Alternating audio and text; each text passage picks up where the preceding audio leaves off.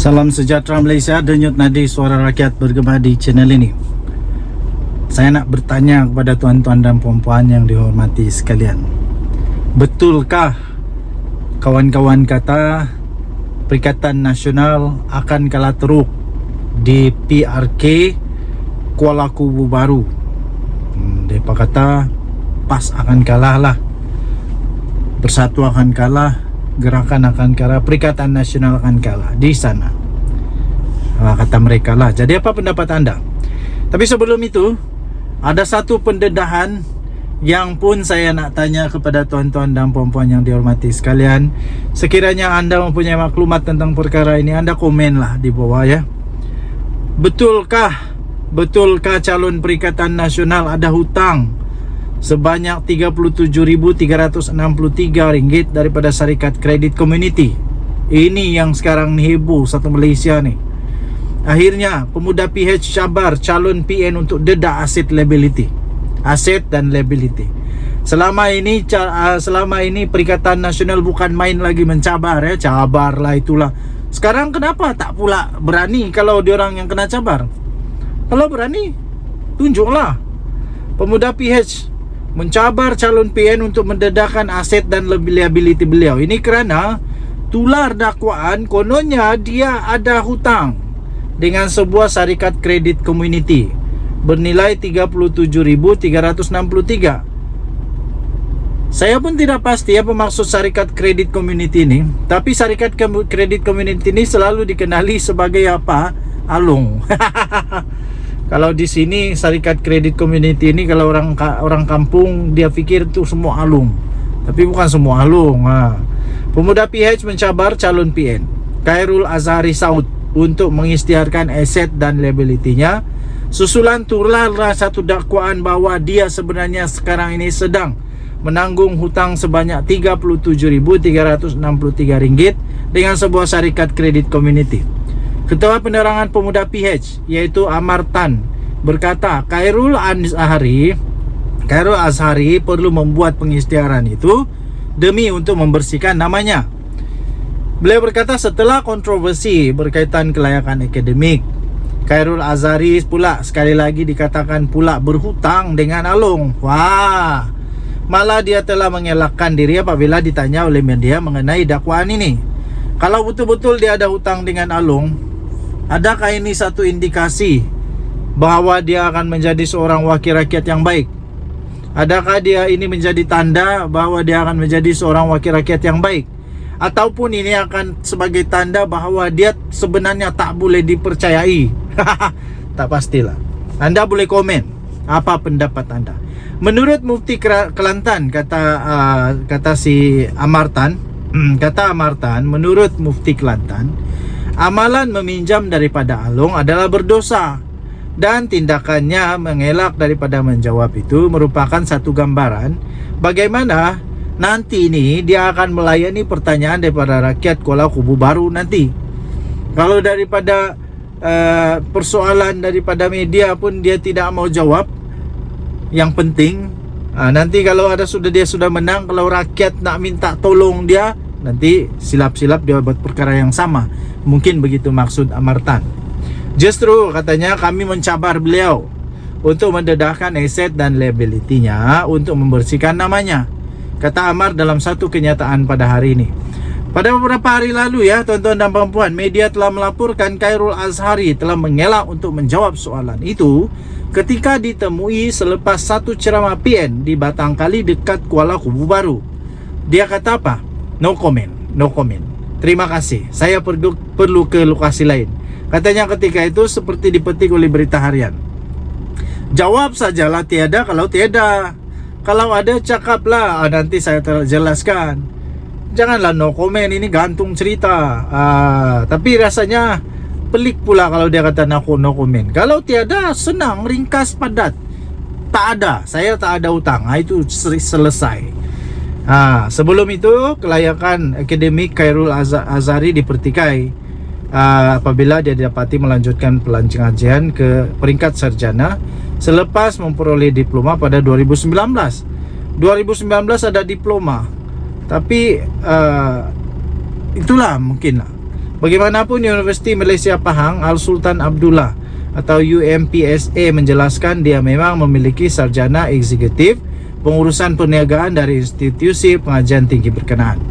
Ketua Pegawai Operasi UMPSA Ahmad Johari Muhammad berkata, Khairul Azhari melanjutkan pengajian melalui program profesional melalui UMPSA Advance dan menerima sarjananya pada Majlis Convocation pada tahun 2021. Okey, so dia punya dia punya kontroversi tentang dia punya akademik saya rasa sudah terjawab, tapi sekarang kontroversi tentang hutang dengan Along pula. Ini yang kita akan tunggu nih, apa komen dia. Denyut Nadi Suara Rakyat bergema di channel ini. Jangan lupa tekan butang subscribe, like dan share. Bye bye. Salam sejahtera Malaysia. Denyut Nadi Suara Rakyat bergema di channel ini. Saya pikir soalan ini tidak akan dapat Muhyiddin jawab sampai kiamat pun dia tidak dapat jawab. Susah dia mau jawab ini. Susah betul Muhyiddin mau jawab. Beginikah pemimpin yang PH ketengahan, PH pula, Perikatan Nasional.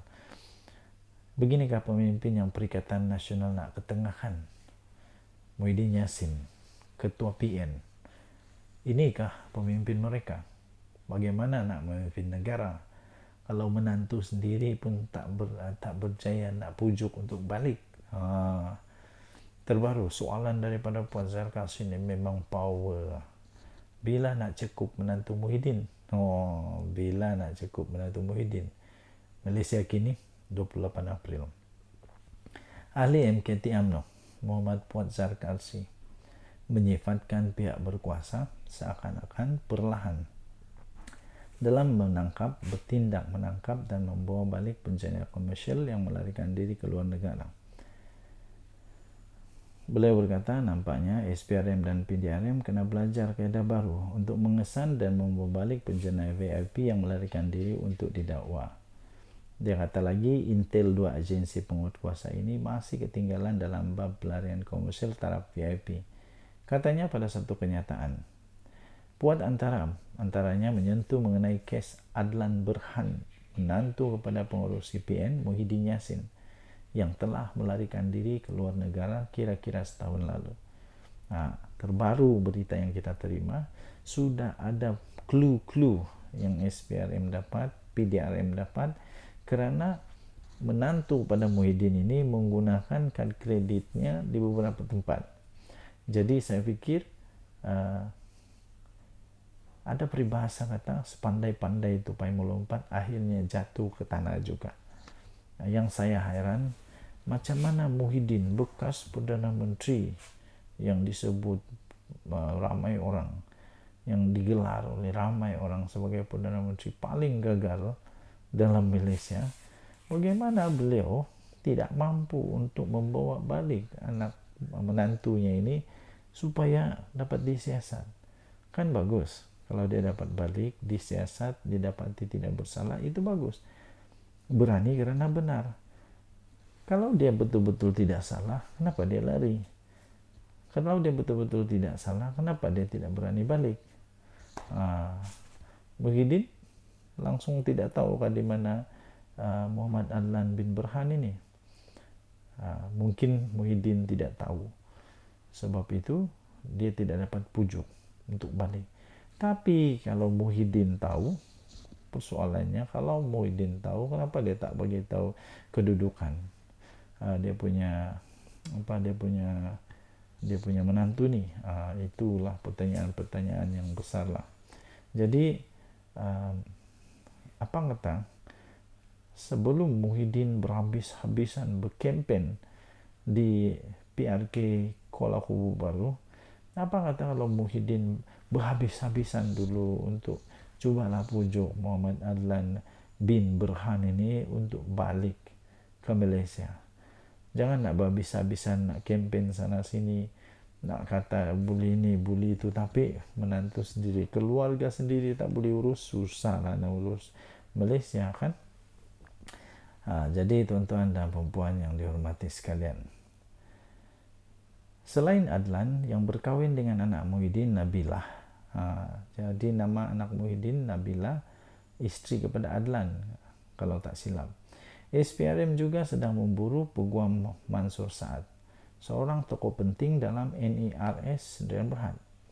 Agensi pencegahan rasuah itu mendakwa mereka dikendaki berhubung projek yang melibatkan pendaftaran dan penyimpanan maklumat biometrik untuk pekerja asing.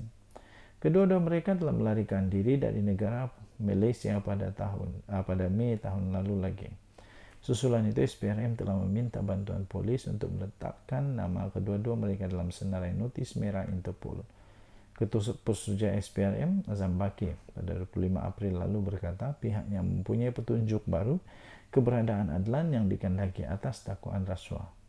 Potensi lokasi Adlan dikesan melalui transaksikan kredit milik ahli perniagaan itu. Kata Azam, menjelaskan SPRM sedang mendapatkan bantuan daripada Interpol untuk mengesannya. Harap-harap semuanya berjalan dengan lancar.